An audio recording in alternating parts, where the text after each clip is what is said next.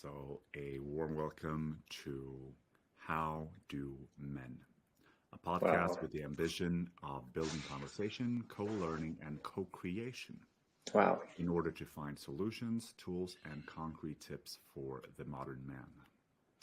So, today I'm Yeah. here with a wonderful man and who also recently became a father to his second child. So, Mm. this is Karl Dyall. And to make a bit of an introduction before we bring Karl into the actual show and the episode, Karl has made significant contributions as a dancer, choreographer, singer, and actor. Born in London with a Swedish mother and a Caribbean father, Dyall's diverse heritage includes a period living in the Caribbean due to his father's successful music career. The family settled in Sweden when he was 11, which became his long standing home. Dyall's career started off in street dancing, leading him to win the Swedish Breakdance Championship in 1984. He co founded the internationally acclaimed dance company Bounce, showcasing his talents in choreography and performance. His musical talents are evident in his composition of the soundtrack for Stockholm Night. Karl has appeared with leading roles in a number of productions, including Othello, West Side Story, and more. He's been awarded multiple times for his contributions to theater and dance.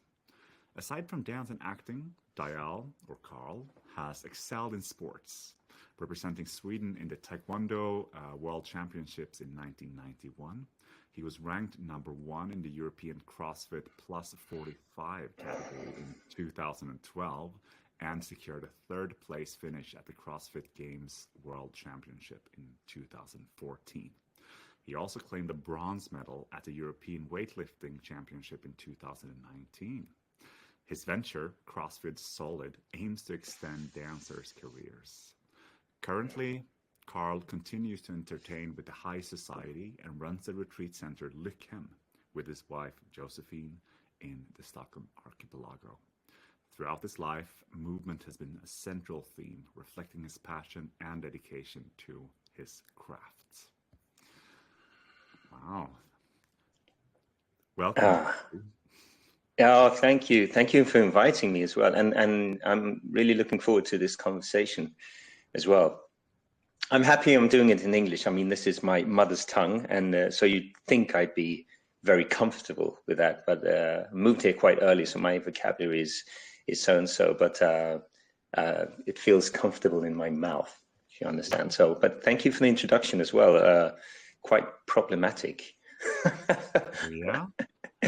Yeah, That's an interesting choice of words. yeah, that came spontaneously because it's like who you're trying to impress. You know, I'm seeing all of these things you're counting up, and why was I there? Why was I doing it? What was what was driving me to accomplish all of these things? You know, who, for whom, and so it was very interesting listening to all of that, and yeah, you would think I'd probably be proud or like well, my ego should just be gullible and just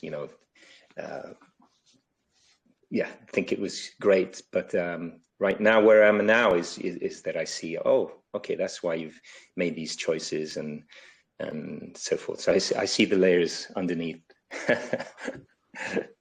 Well, I find it exciting to read, and thank you for opening up about your I mean it's like your perspective on your own bio, which here is an ego-driven perspective. It's like what Yeah, am I and doing in life? What yeah, is my output? What is my yeah, gift to the world? yeah, And you know, perhaps more so focused than who am I? What are my core values? Where am I exactly. right now in life? Absolutely. Yeah. Absolutely. So it could really put people off of who I actually am. So that's why I meant problematic. Like, okay, so this is who he is, and it could be so far from that. But let's see how I I compare to that Oh well, bio. I hope throughout this episode we'll get a chance to understand who you are. Yeah, me too. And Brown, exactly. Maybe we will get a chance to understand who you Yeah, are. yeah, yeah. Depends on the questions. Absolutely, Yeah. absolutely. Well, let's see how it evolves. And I mean, I'd like to just introduce also the audience to the way we met the first Yeah. because that will segue beautifully into our first question, which is where we always start these episodes in this podcast. And we met at your retreat place. Exactly. Which you founded, was it 3, 4, 5 years ago now?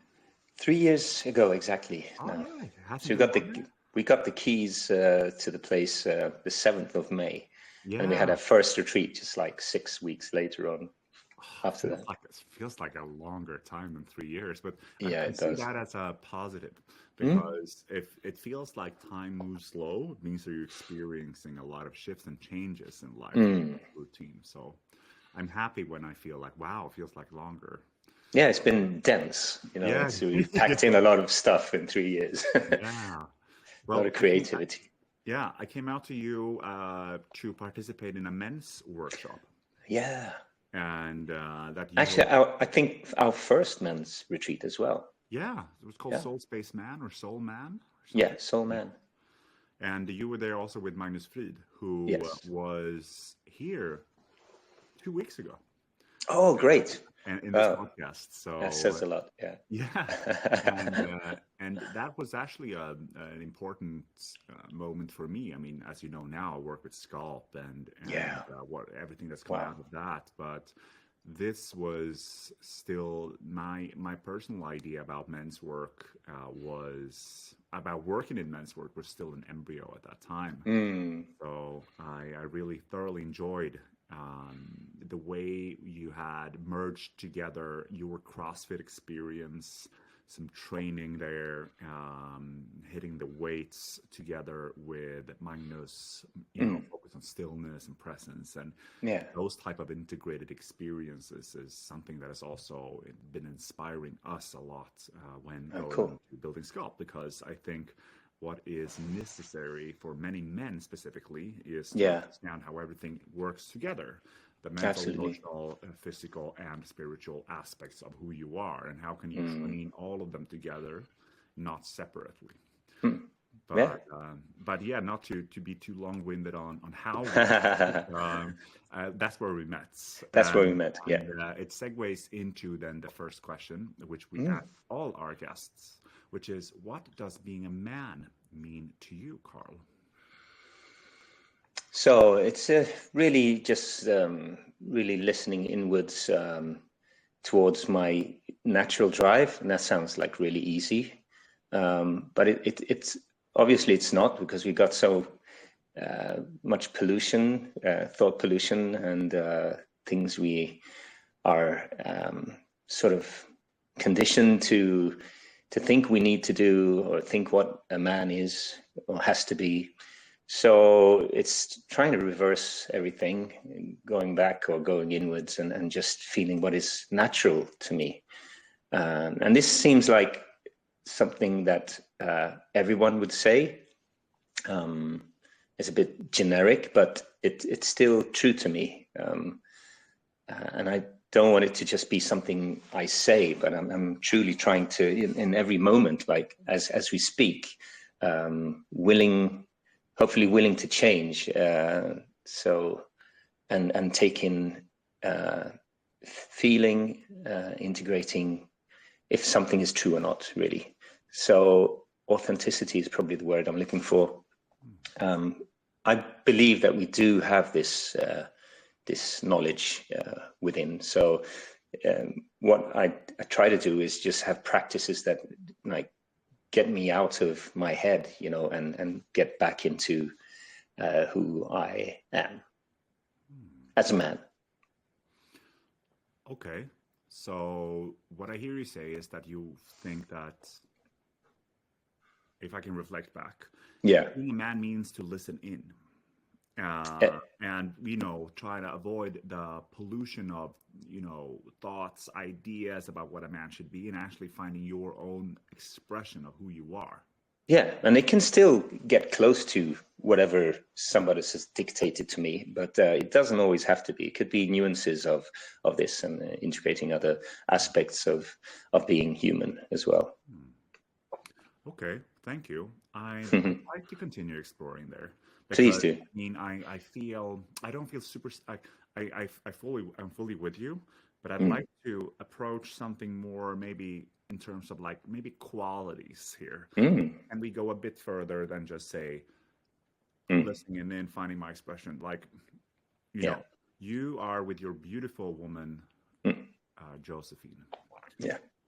How, what differentiates the two of you, you would say, based on your, in your relationship? Can you see that you are different from her, and how? Yeah, in our relationship, definitely. But we also shift. So I usually lead a lot, but in certain aspects, I let her lead. It just feels natural. So it's not anything that is set in every situation. But generally, because you mentioned that we just got kids and we have like a big retreat, and we're dealing with most of the stuff ourselves. So some of the roles that we put on ourselves, they tend to, sort themselves out quite naturally, and I feel very comfortable with them. So it's not. So I'm out digging. I'm doing all of the physical work, and it just sounds like it's that typical. But right now, it's for us. It's the only way to. I hate the word optimize, but we get out most of life with those roles right now. It's not that she can't get out of it, and whenever she has a possibility, she can also shift when she wants, and if she wants, and she does. So it's. I wish I had a straightforward answer to that, but I don't think there is one. But definitely, when it comes to our roles, we there's some that are natural, and then there's some that we choose to have to be, just adding to each other, or what we need to do. So sometimes I take on roles I'm not comfortable with, but I do them. I don't know if that's getting close to your initial question. Yeah, but that's about it really. When it comes to, I was talking about leading and following. We also have different roles when we're alone, and then we have different roles when we're in public as well. And it's not a role we play, like we just, oh, this isn't who I am, but it's just the way it works for us. Shifting. Also, when it comes to, I mean, she has talents that I have that I do not have, and then I let her lead. It just feels natural. So, Well, can I come in here and please do. Because I feel like I want to dig further into this. I have Go. a curiosity. Yeah. So, I mean, I hear you talk about leadership, and basically what you explain here is that there are certain parts of like roles that she leads more in, and some parts where you take more natural leadership. Yeah. So, and you mentioned, for instance, like physical, like optimization of who you are. So you take more of the, for instance, when you do retreats, you take care of a lot of the carrying and lifting and all of that sort of typical man thing. And then she might be, if I guess, involved more in creation, maybe, putting together that. Absolutely. Perhaps creative parts. Absolutely. But what I'm also keen here to learn more, because I feel that, and where we keep it, like this is such an exciting question, and that's why we all often stay with it for quite a long time. Okay. So is it, what about the internal world? And maybe if I can, we can even look at it from a perspective of the four dimensions of a human being, which is mental, physical, emotional, spiritual. Maybe to make that easier. I mean, obviously, you have a physical difficulty, not a difficulty, physical difference, which will ultimately make you involve yourself in different things physically. Yeah. But then there's an emotional possibly difference between the two of you. Maybe one is able to project or bring more emotional richness into the experience. Maybe one is less capable of doing that. Maybe one is able to be more in the present moment, whether someone is more visionary about the mental shifts, like who thinks into the future, who thinks into the now. Spiritually as well, who feels more connected to nature, to spirit, to the unmanifested aspect of our being. Maybe just to give you some pointers and ways that you can explore this question between the two of you, if you're comfortable with that. Oh yeah, go ahead. Yeah, definitely. I'm really interested in these questions as well, of where I sit within those four aspects of human. Yeah. So what would you say based on those, maybe those four dimensions? How do you differ from your son? So from Josephine or from Josephine, or you can zoom out and just talk more in general. How do you? Yeah. Well, since I would easily say I'm in a transformation right now, so I wouldn't have a straight answer, but I'm welcoming everything right now. So I dip my toes in all aspects, and that's the only way that I can really relate and give myself a chance to see if this feels good, because usually it's easy to see if it's enjoyable being somewhere. So I just try to give myself different experiences, really, to be more aware of where I sit within that sphere.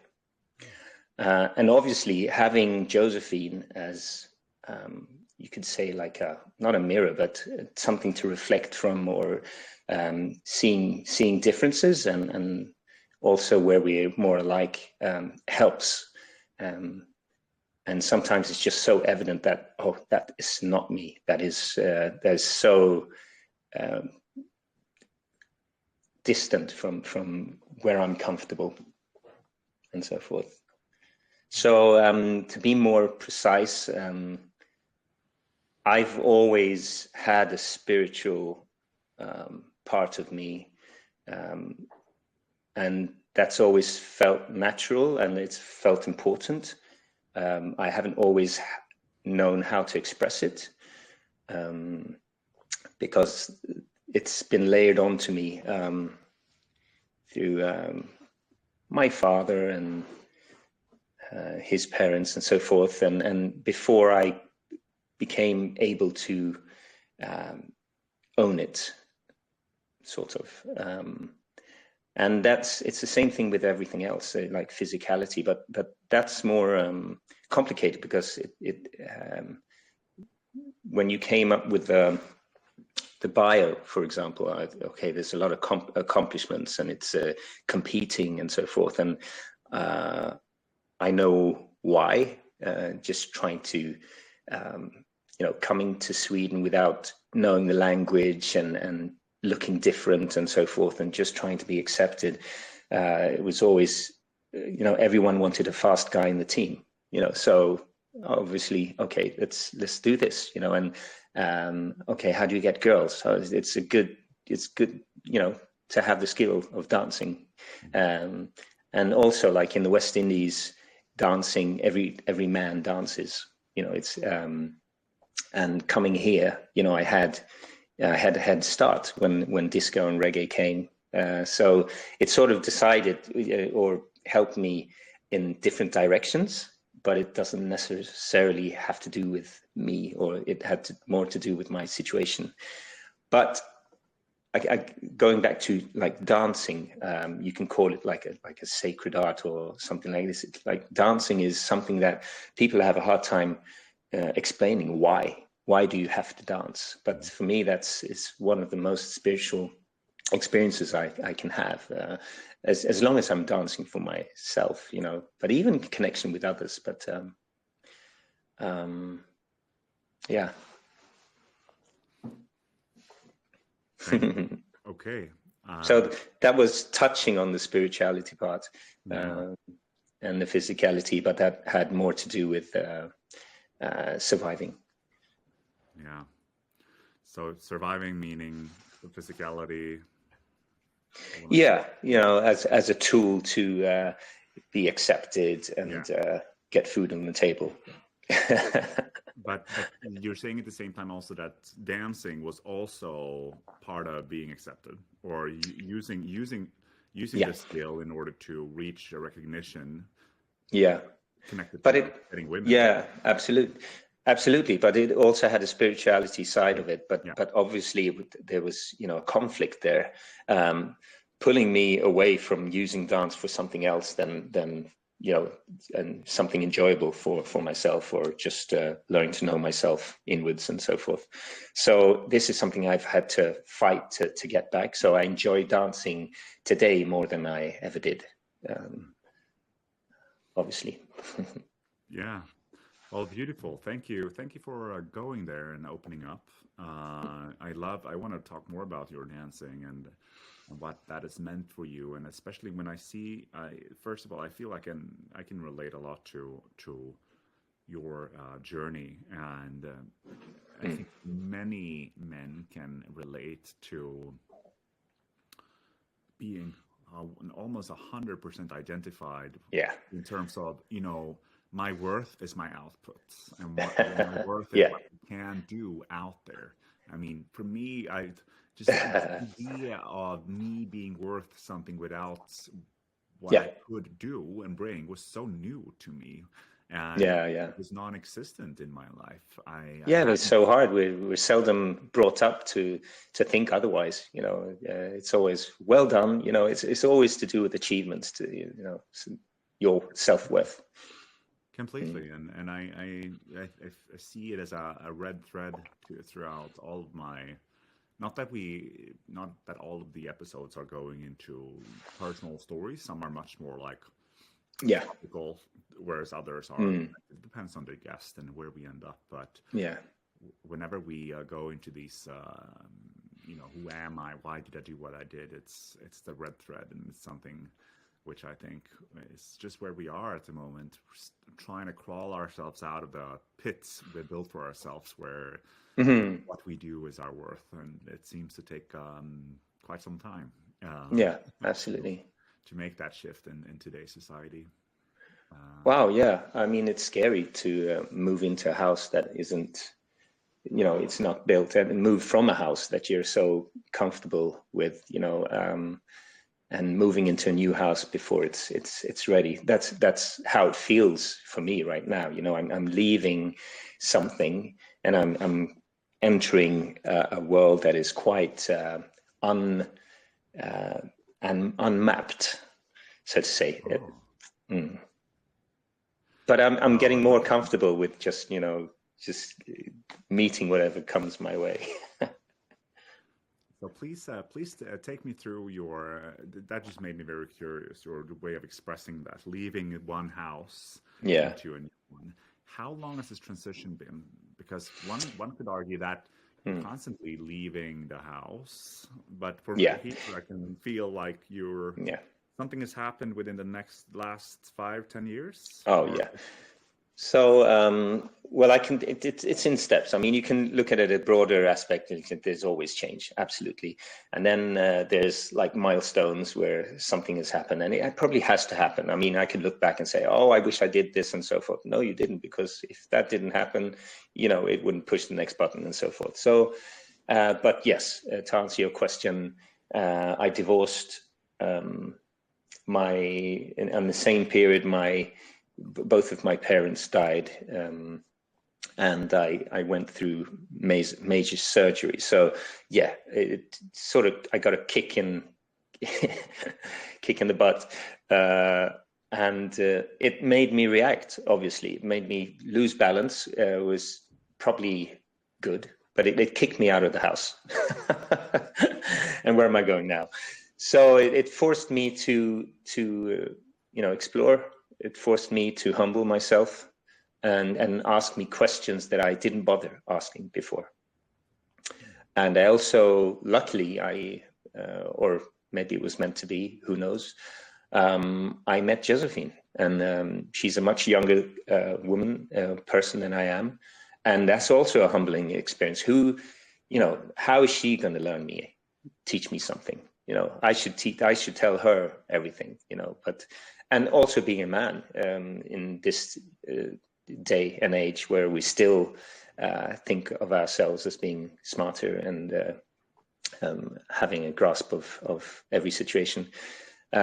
Just listening to her and letting her show me, opening the window from the would-be or possibly new house and seeing possibilities in the horizon. Wow. Thank you for explaining that. And it also made me think about Josephine and her, her story. And she's actually the reason why you and I met. Yeah. I didn't know you before, but I knew Josephine we studied at Stockholm School of Economics together. And she was mad, not mad, but like top, performance was in McKinsey. Yeah. And deciding to go into yoga, and then the second she does that, she breaks her leg, or she has this injury, right, and has to spend a long time in basically in bed, and that's where she had her, her insights began with, like, opening up. She had her on this show as well at one point, to talk about, especially now that you've been here. Yeah. But it's what that must have been around the same time as you two met, I imagine. When she, not sure where we are in time, but I mean, that's probably earlier. So she's been on the journey for some while before we met, and I'm happy it didn't happen earlier, because we wouldn't have it wouldn't have happened. Nothing would have ignited, But when we met, it had to be us, depending on where we were in life and how we challenge each other, still outstanding points in life and how things fit together, universe. I mean, she needed that kick as well, to just get off that wheel, that treadmill and start questioning things, Yeah.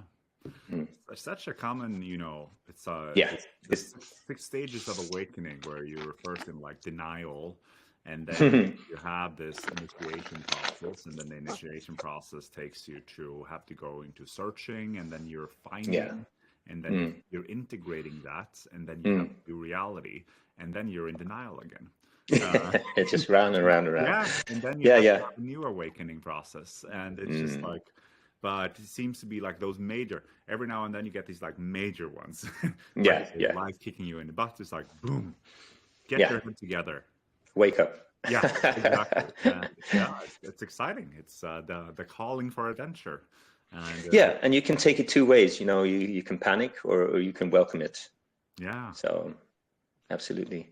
But so how did it then? So was she the driving force in like, because now you have a retreat. I mean, where did you see yourself end up in a retreat situation? And when did that happen? Did that just grow, or was she planting that seed with you? Or so she's manifested this for a long time, and I sort of did the same before I met her as well, because I've always been. Even though I didn't want to be, I've been a mentor. I always find myself in that position, and I feel sorry for everyone that saw me as a mentor. No, but it seems like I don't know why, if it's a skill or if for some reason people get drawn to something that I have. I wouldn't know what that is, but it's been through dancing, where dancing, when I had dance classes, it was usually not the dance technique that people would thank me for. They would thank me for seeing them or meeting them or talking about life. I mean, so other aspects, and not always, the discipline that was, the ground for our meeting. And when it comes to the CrossFit, same thing. The thing that interested me wasn't, if someone could clean and jerk a heavy weight. It was like, how do you feel? Are you having fun doing it? And trying to find qualities in movement and connecting that to how people feel and how it relates to them living, life, creation, and so forth. So, and this I had early, like, okay, I even looked at properties in Marbella and Mallorca long before I met Josephine. But the thing is, I didn't really have the skill set to do this. I only had like a feel like, okay, this is probably my direction.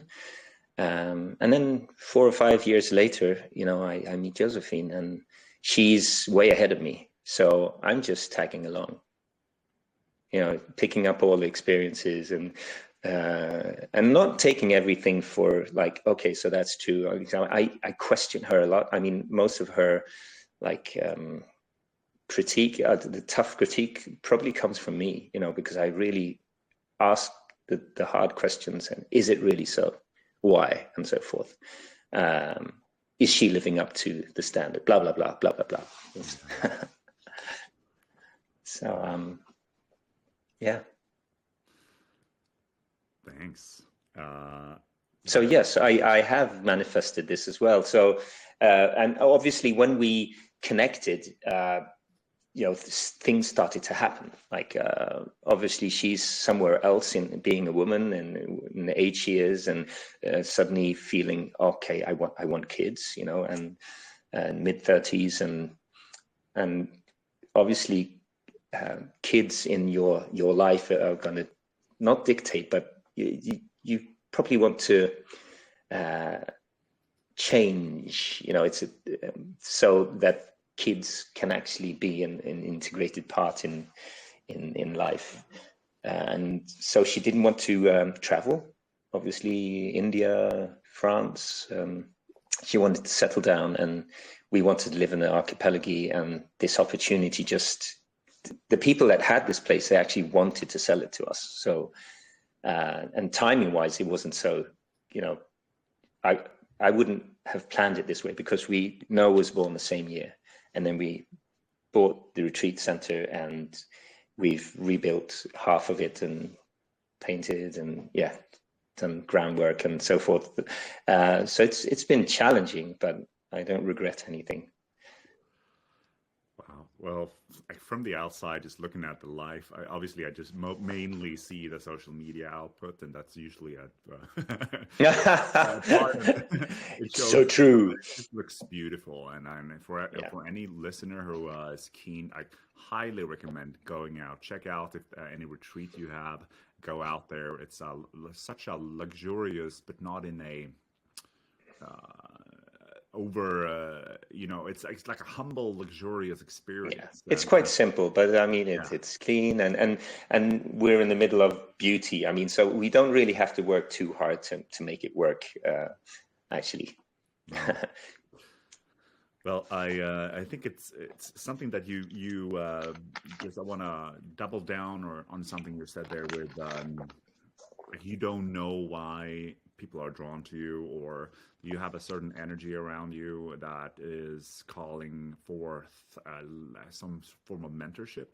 I just want to bring in what I feel about you, and I think you have a very unique energy towards you, like very, very sweet to be around, yet at the same time not in a softy way. Like there's a level of maturity there connected to a softness, and I think that very much represents solid masculine energy. inside of you, or I mean, not a masculine, but like a manly energy. And I feel personally just safe around you. I don't feel like I need to be on the edge around you, and I think those are very nice qualities to have as a man and as a person. And I think that also is a reason why, and also especially because you have that creative gene, like the not creative, but like the dance and the arts and the music. That in itself is also very appealing because it's something that most men are still yet incapable of coming in touch with. We're not raised to come in touch with those elements. So, I mean, I love singing, and Wow. I know that Cool. I have a journey to make with cultivating my voice further, right? I mean, obviously now I'm cultivating it through this podcast, for instance. So like Yeah. I'm not doing it, but I just know that singing makes me very happy, Yeah. but I haven't cultivated it much more than that. But you've actually done, like, you've worked within the creative Yeah. arts, and that's something that is very appealing to a lot of men who are not yet in touch with that side of themselves. Yeah. Hopefully, Yeah. I hear what you say, and very early, I was trying to balance these two sides, being creative. I mean, dancing and singing, and at the same time being an athlete. Yeah. And I would, on one side, I would have all of this masculine energy, and on the other side, it would be creative, which is masculinity as well. But it would be questioned, and being a teenager and being questioned for what you're doing, I had to find strength and in continuing doing what I love to do, because it wasn't okay to dance. It wasn't okay to sing. It wasn't in certain areas. But I wanted to show, I remember early, took this on my shoulders to show people that, dance is something real, something that can be expressed in so many ways as well. It can show so many aspects and of yourself. But as a teenager, of course, I would tend to get drawn to the rough and tough style of dancing. I mean, I would give in just to show my other, friends that this is okay. And same thing with singing and so forth. And when it comes to the athleticism, I would often talk about how athletes that were proficient move beautifully. So there would be an aesthetic side and a quality of movement, and then not just accomplishing something, but how did it feel? And look at how they are in sync with so many things. And that would be quite different from everyone else I was, doing sports with or dancing with as well. And didn't really know how to tackle it back then. But today it's a lot easier, because I don't have to show for anything today. I mean, hopefully matured and feel that I am accepted. I've gone through life as well, and but being a teenager is tough. There's so many things that you have to live up to, and it never stops, really. I mean, we always talk about our childhood and growing up, but it's probably just as hard as living as a 57-year-old, and there's people expect things, and from you. They would tell you shouldn't be doing that. Is that okay? Etc. etc. I don't know where I'm going with this. You have to stop me. I just enjoy listening to you, and again, I think that's like something that just came into me when you said this was you should put together a. I'm sure there's a demand for men who want to explore dance through a more personal development perspective. Yeah, thank you. Something there, along the lines of, because I mean, it's edging on into the uncomfortable for many, and I think there is where you find a lot of growth. Yeah. So putting together something like that would be a just amazing thing to explore, or just a suggestion for you to do. I mean, with your knowledge, and because last time there was much more you bringing the guys or us into CrossFit, and which is. It's easier for a man to understand how I can just end up in a men's retreat being at a gym. But that's only the trickiest part. I get them to fall in, but then I get them to confront things, emotionally, what's happening right now. And suddenly they soften, and sometimes even when they work together, they find a connection, and who are you doing this for, and so forth. So it was really exciting to see, where people will come from, I'm going to beat this guy, and then suddenly, it wasn't important anymore. Oh, of course. No, you of course. A lot of connections. So not as a criticism, just it's this. I would say out of the two, it's a safer card to put in a CrossFit setting than a dance. So it was just that I think there could be something cool there for you to explore. Yeah, absolutely. I want to pivot the conversation now, because I feel we have I feel the calling to talk a bit about fatherhood. Ooh, because you're a father as well. Well, becoming recently. I'm becoming a father in 2 when? months. Oh, wow! A daughter That's is so arriving sweet. on the 2nd of July. So that's for me very alive at the moment, and it can be a very nice opportunity now to spend the next or the final part of this episode to really just talk about fatherhood and what is what would you what would you give me as an advice right now? You know where I am, and you were there not too long ago as well with Noah. And where am I right now? Where do you think I am? Or I think you are the most full you can ever be right now. It's so close to creation of your purpose and who you are.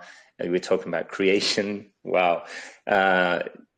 Just suck it in. It's such a not overwhelming, but fulfilling period of time that you want to let it be like a fundamental or base to continue creating and exploring who you are. You're in the best place ever. Most possibilities. I mean, there's so much that's going on, and who you're. How do men? I mean, this is the biggest. The greatest moment in life for anyone, and feeling as much a man as you can feel. The most masculine thing is supporting your woman to give birth. Being there for her in every aspect. And it's just feels made me feel so full. And that instinct, things coming up that just felt so natural and obvious, so welcoming and enjoyable. And doing it together with in my case, Josephine. So I wouldn't say I envy you, because the journey just keeps going on, because suddenly my son is 3 years old now, and my daughter is 6 months, and there's new things arising, challenges obviously, but it put me, it partially put me on track, of who I am and who I need to be, and obviously there's so much to learn that can be overwhelming, and I have to, but it also asked me some really important questions, like, and am I ready to change? Am I ready to evolve? Am I ready to question who I am, and who I need to be? Because all goes together. Who I need to be is who I want to be, really. And when they align, that's bliss. Ooh, wow, so much in that sharing that sunk And I in. have no idea what I'm talking about at the same time. But and I'm not trying to say, have a concept or a strategy or a system. But it just feels real. Well, I'm going to try and dissect what you just said and see where we take the conversation. So I was really filled up with the whole feeling there, or your description. And what stuck with me the most was how it feels very. I actually thought about it yesterday, or maybe 2 days ago, because I saw my Sophie naked in her. Because the belly's getting so big now. Yeah, she's in the last trimester, yeah. Exactly. And I was watching her, and I was like, wow, this is so primal, and it's so erotic.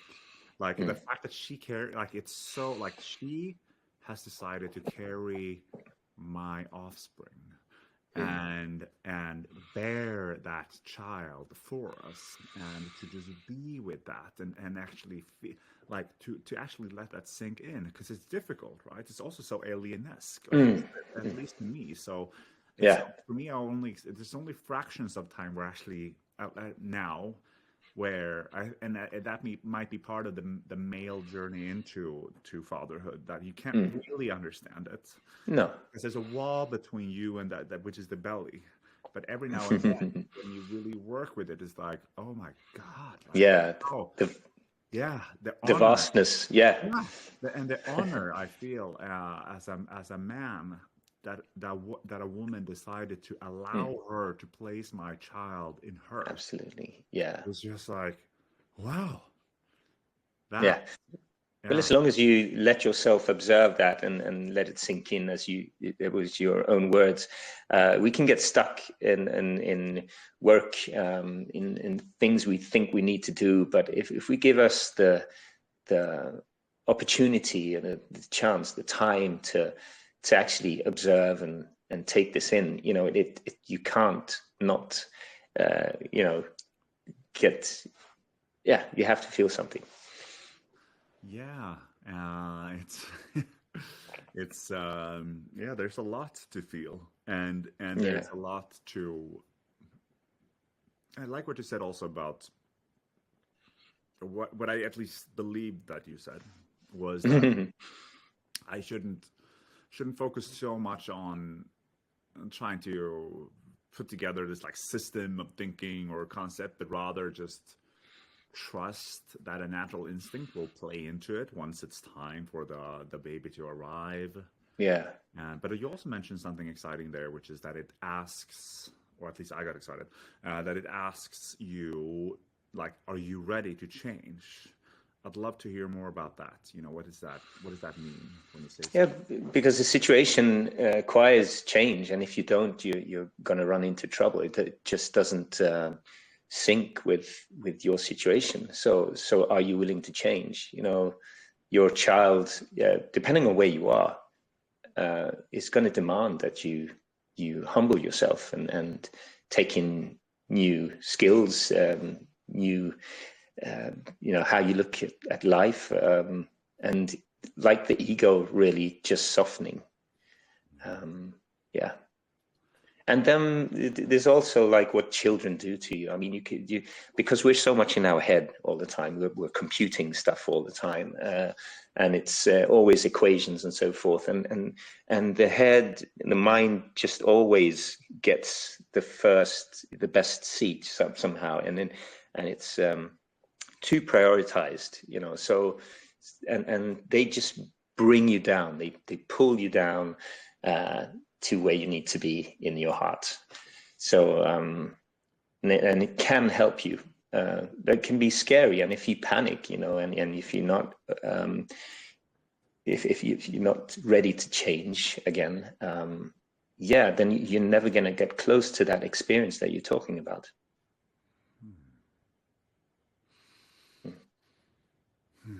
they pull you into your heart. And It's there all the time. Yeah, yeah, I can feel where it's definitely that is.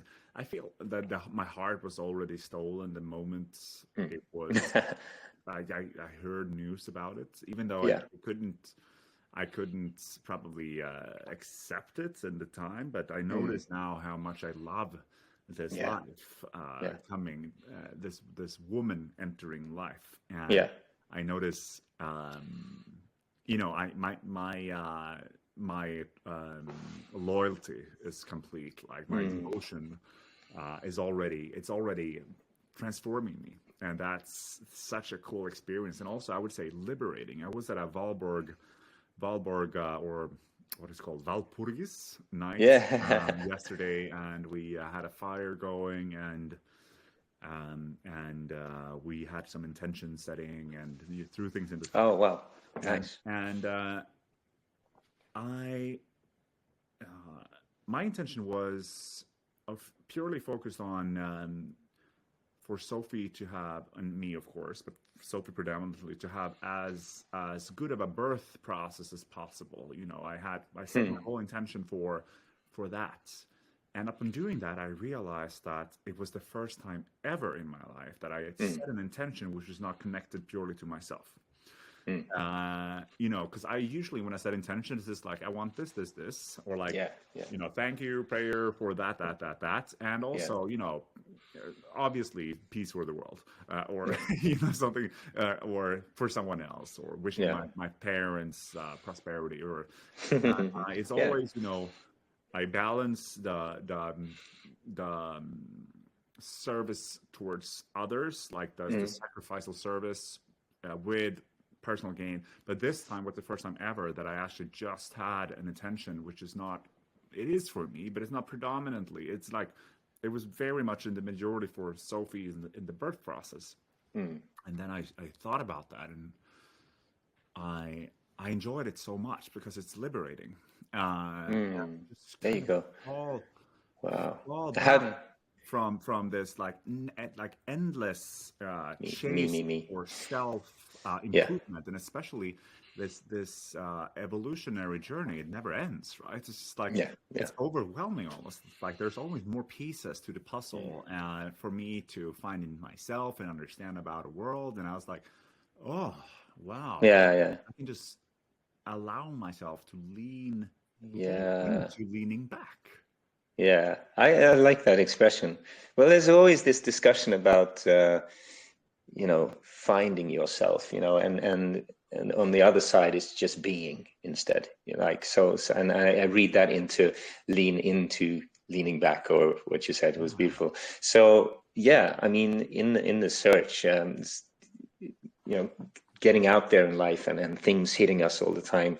Uh, Most often, uh, it just, that's exactly what it does. In the end, we end up just being. And we've been searching, and it's all been there all the time. So it's revealing itself, but some things force us to humble ourselves and see it the way you see it.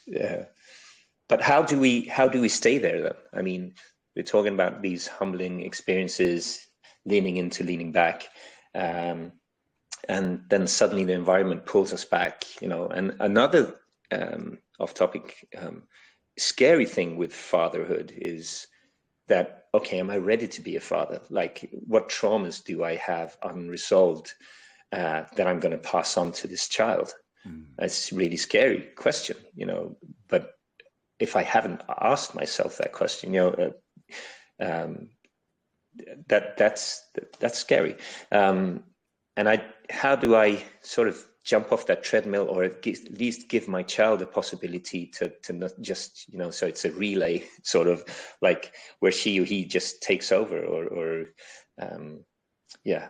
Uh, so this is my uh, this is how I'm trying to heal my relationship with my prior kids, and my younger kids as well. Like, okay, how can I evolve or step back, find myself, and let those traumas, just dissolve, if they ever do. But at least I want to give my children a chance, a better, better odds in dealing with whatever toxic stuff I have. Thank you for opening up there about this last piece. I think it's something I think a lot about as well. I mean, the trauma transfer. Thanks. There's I feel sometimes, and while I understand at the same time that everything is perfect, the process is the process, the journey is the journey. Yeah. At the same time, I can sometimes feel, it's like, oof, I feel there's still a few more things I'd like to work out with myself, like relatively, integral parts still, where I haven't really completely, I recently began to heal the father wound, I think, which is I'm very happy about. Wow. But that took me a long while to even get to there. Like for me, my connection to my father was just, it was a good relationship, but always connected to a sense of like frustration, like whenever. Okay. So there's a father wound there, and also understand, like I feel there's still many layers that haven't even been uncovered yet inside of myself. So knowing also as much as I know now, or that I think I know about what a person is, or a personal development, and then I understand that the trauma transferring is already happening. Like now, the wound, Yeah. 7 months old, so. Whatever I feel inside of me is already processing into, Yes. and whatever, I also come from, I'm a quarter Nigerian, and my mother is half Nigerian from American African heritage. So for instance, I know that I have a enslaved blood mentality, or like that trauma as well, that I recently started working on a bit, or getting in touch with it through a medicine journey. So I was like, oof, it's also that, the lineage of like generational trauma. That, Definitely. and I can sometimes feel it's like, there's not enough time to work on it all. Like, there's too much of that baggage still there for me to have time to properly, because it also takes time. You can't just do it all, throw out the kitchen sink. No. Yeah. But there's so many things. It can be overwhelming just to respond. But the body tells us a lot of stuff, as you know, and you're into that as well. Some of the stuff we can heal without actually knowing what it is, through medicine, obviously, through dance, to come back to that. But there's so many techniques and methods that you can use that can actually soften and prior traumas. I mean, we're talking generations back, things that we probably never will understand why and how we took them on. But sometimes we think we have to understand every aspect of all the traumas and so forth in detail, but you don't have to be able to recount stuff to heal. No. It can obviously help if you can track it down, but we know this. Well, and it's sort of, I think it's while saying that, I also understand that everything is fine. Like everything is, that is really ultimately. I just exhaled when you said that. It's like everything is fine. Everything is fine, and we do the best that we can, and that is it. That is growth and evolution. Yeah, it's not. It helps playing a part in the evolution of humanity and human consciousness while we are here, and that. And how much doesn't that help to when we confront or meet others, knowing that they're also on their journey, and sort of nothing's wrong. I mean, it at least for me, it helps me cope. I don't cuss people and so forth as I did before. I don't judge because I know I'm super off as well, and people have to deal with that. So it just I think it creates a softer environment, you know, if people could see that in that way. And before, I often wanted people to understand and make the changes, and if you just do this, you're going to fix that. But you know, it's not their time. It's not my time. It's they are where they need to be, and yeah, it's sort of letting go. Yeah, and also accepting the fact that our being and your, like my being, your being, we have, it's a game, right? It's almost like the game of life, you know. There is always the next step. Yeah. There's always something we're avoiding at the moment that we Yeah. know we should be doing, but that we're not doing. And the reason that we're not doing it, because it's something, you know, we're not ready to look at it. And that is just life. And yeah, I mean, I think, sorry, you were saying? No, I'm just reacting. It's marvelous. So many times we confront things we don't want to do, and those are probably the most interesting things. You know, that's where I should stop and starting to observe and you know, explore why, you know, does this trigger me so much, you know. And that's probably where the biggest changes come as well, instead of like choosing the things that are comfortable or people like me doing this and so forth. Like, why, you know, why don't I want to do this? What's the resistance, you know? That's so, like I'm saying, wow, how important isn't it to meet that resistance, you know? Yeah. So and then just run away, like, okay, why is this so terrible? So if I can ask a very personal question then. Oops. Oh yeah, well, what are you avoiding right now? Right now in this interview? Well, you know, or like maybe not now in the interview, but okay, overall at this, like at the moment, where do you feel is your next, you know, what is it that you know you should be doing that you're not doing? Yeah, absolutely. So the first generic answer would be like, okay, how am I spending my time and who am I giving it to? That's always a balance, that I'm not always authentic with myself, and thus always also to others. Like, okay, I don't need to be here right now, and I'm not being true.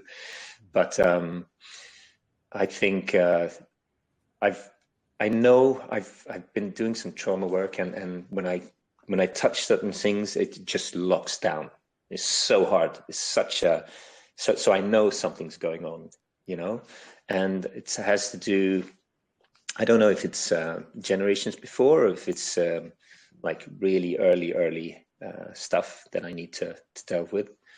But what I'm avoiding right now, like when you asked me, like, oh, it doesn't have to be right now, but right now to be, you know, it's like saying the right things, you know, how people going to, you know, see me as a, you know, is he well-spoken? Is he, you know, has he got anything to say? How much knowledge does he have? You know, things like that. So it's scared, and just releasing that and just being myself is always a struggle, obviously. So that's what I was thinking as you asked the question.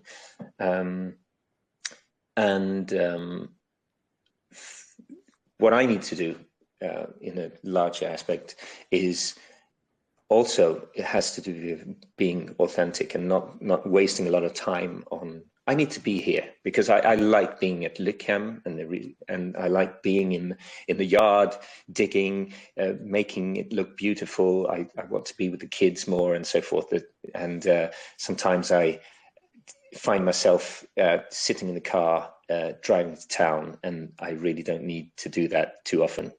So that's a direct answer. And the deeper answer,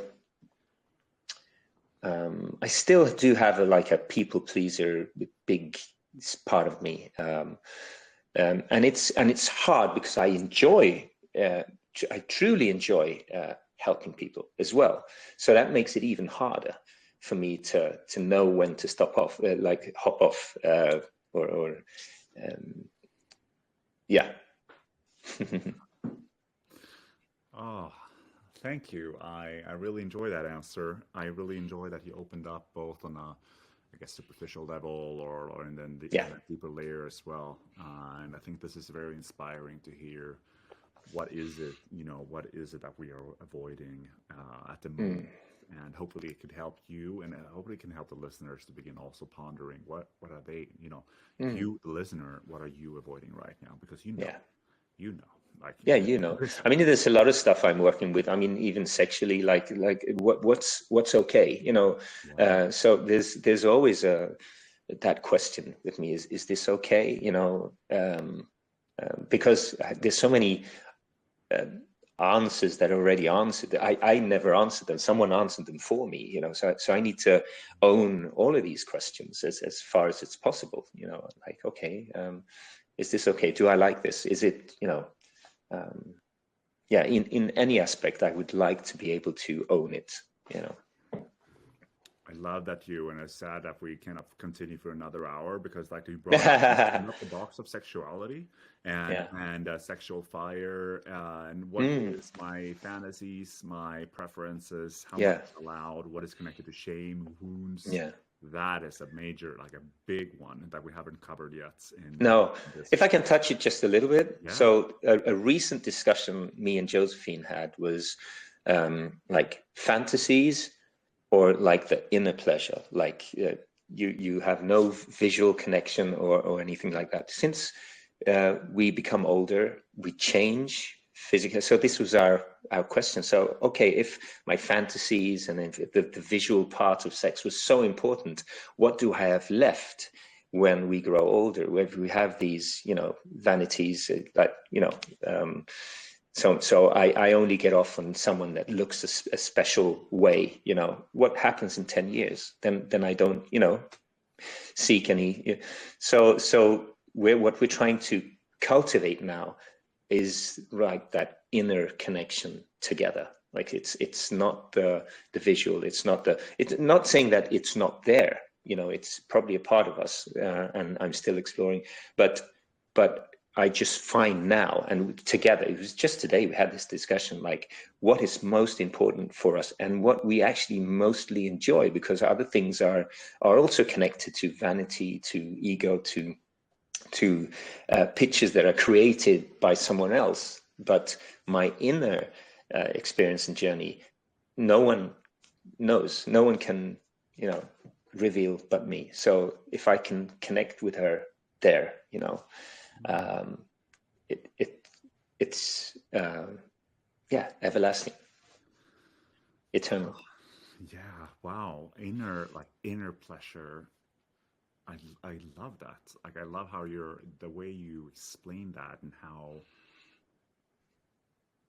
much I feel there's a big blind spot to many of us. I mean, I've been on this journey for some time now with Sophie, and we're taking our steps in the direction. It's been a bit since we had a miscarriage journey now, our like 3 miscarriages, and then now a 4th, which is a successful pregnancy. But that's kind of put our, like, the whole exploration journey there into a bit of a halt, or not a halt, but like not so much focus. But we began there, and I remember I was, when we started, I was like, I'm going to share all of my fantasies, and I basically, because as a man, many of my fantasies can be found. At least one part of the fantasies that I have can be found via just pornography, right? Over the years of going through, like, I don't know how many rounds of watching porn, but many, right? Over the years, since 13 and onwards, I've learned to cultivate and understand through the categories, because anyone who's been to Pornhub knows there's like 10,000 categories. So, everything that can be a fantasy is a fantasy right now. And it's there because there's a demand for it, and then pornography answers that demand. So at that point, I was like, well, I understand my entire array of fetish and fantasies. Mm.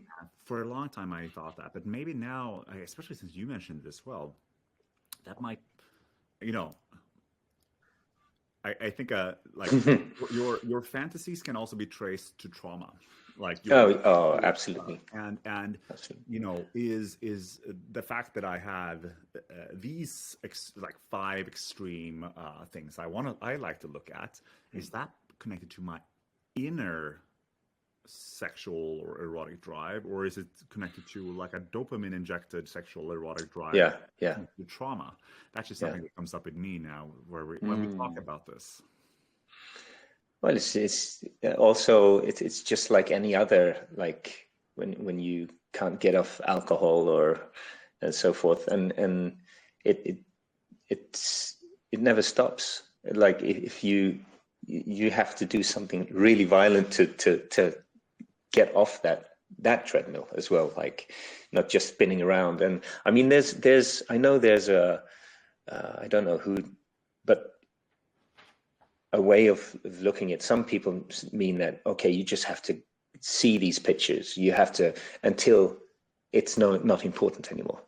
But I'm not sure that that it works like that. I think it's like any other like substance, that, I mean, cocaine, and so that there's no, you can't get sufficient. You just want more and more and more. I don't know when it switches. For some it does, but others just die. It's so detrimental that it just breaks down everything.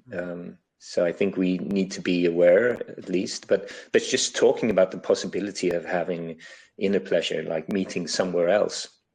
And again, you were talking about that, like physically, there's always something where possibilities stop. There's at the end of the world, like, but in going inwards, there's no stop to the pleasure, like, so just asking our question, just talking about it as a possibility is a good thing, because there's sorry. And I wonder if the inner, what comes into me, like when you talk about this, is I remember going to Stockholm Tantra Festival a few years back there, and a person explained to me, I might have made this up, but it feels like someone explained it to me. It's like there's two forms of sex. There's the real sex, and it's the rush sex. And rush sex is there is where you have your BDSM, your kinks, and just your normal sex. And then there's another form of sex, which is a longing for oneness, the longing for actually becoming one with another person, and ejaculate. And he's like, most people will never even experience this, like longing for oneness. They will be sort of stuck in the various levels of opening up and expanding the let's call it the fast kick sex. The fast pleasure sex, whether that is just your typical missionary thing, or it's more advanced things like fetish and fantasies. And I remember thinking about that and the feeling that, wow, okay, I have a whole world inside of me that hasn't really been explored a lot. Because he said also, in order to even begin on that journey, you have to first of all become 100% okay with who you are and being seen. That's the first platform. So the first platform you need to be 100% comfortable with your partner sexually, in just being with each other. And he said that is a long journey. Like that's to be, just accept yourself for who you are. So he's like, the journey towards this begins with just healing your own shits. Like it's there's a lot of, like, can be years of just looking at your own connection, your own sexual wounding, so to a place, and you arrive where you can actually say, I'm fine with who I am. And I'm ready to be seen fully. He says that's when you can begin that work. So he says the tantric path, before you even begin with couples tantra, there's a few years of just you doing your own work on yourself. Wow. Yeah, it totally computes with me. Yeah, absolutely. Now I would say I'm trying to do everything at the same time. So I'm trying to be with myself. I have to be with Josephine, I have to be with my kids and so forth. But also that's like the foundation of Tantra is like the household. Like, how does someone who's not a monk be able to live a spiritual life? So, yeah, And there's that is not like, enough. sorry, I don't think he mentioned that you cannot be. It wasn't that you can't be with your other partner. Yeah, absolutely. Meanwhile, he just says when Yeah. a journey of this inner, like the inner longing, and it can probably also, it's just a transition phase, right? But he says, basically says, like, you gotta be ready for that journey. Like, you gotta make yourself ready, and that's a process. A lot of people think that you can go in and just like, let's be tantric together. Yeah, well, this is the problem I have with like people making systems or methods. There's no system or method that is perfect, or yeah. I mean, but it's not saying that systems and methods aren't good, but they can get people going, in a direction, and then they're going to have to go walk until they understand that, oh, I need something else as well, or there's a hole here in the system, and we need to fix it. And then I make another system, and then I make another system, and then until we reach the point where we're in connection with everything or understand everything. So, and this is the same thing with people looking to fix, one fix fast answer to things all the time. So I have this problem. Okay, I mean, if you look at YouTube, it's always like 5 things to do to release yourself, and it just, it's not true. You get my attention, and some of it could be good, but yeah, we're never going to be whole through looking at things with schools, systems, methods, and so forth. It's a starting point. Starting points. I think this is also a starting point, and we're going to come towards the close now of this beautiful episode. But I think this is a starting point for bringing in a person that where we can really go deep in this topic, Tantra. But start from the basics, and then just see what is the journey really. Why is it that sexual personal development is the most potent, and what does it mean? And yeah, it's difficult because I mean it's been so tabooed that we can't talk about it. So just talking about it is like the first step. Obviously, yeah, great. Well, Karl, it's been a massive honor to have you here. Yeah, come on over and we'll talk more. It doesn't have to be in the pod. I need to come over to you in some form soon. Just drive out. Maybe me and Sophie can come out. Yeah, you're more than welcome. Either or just join you for. Yeah, whatever happens. Yeah, whatever happens. It could be we do practice together, or we just hang out, or we, you're just here, but we don't know where. Exactly. It could be anything, right? Well, I really wish you a beautiful continued Labor Day.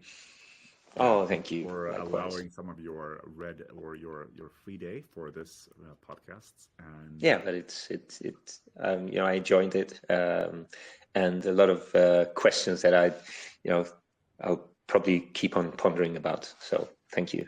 Well, that's amazing. That means it was a nurturing conversation. So thank you, Karl, and I'll see you soon in another form, I hope. Will do. Good luck with everything. Thank you. Live well. Ciao.